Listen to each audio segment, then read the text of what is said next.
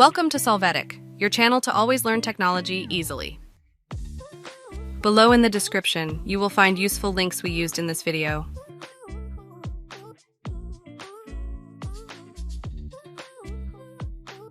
Today in Solvetic, we will see how to apply hanging indent Google Docs.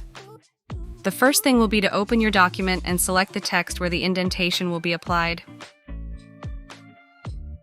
After you do it, click on the Format menu. There, click on Align and Indent and finally select Indentation options. Now in Special Indent, select Hanging.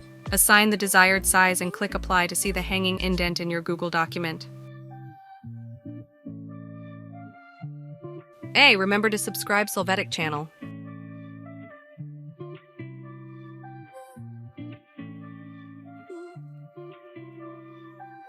We hope it has been helpful for you.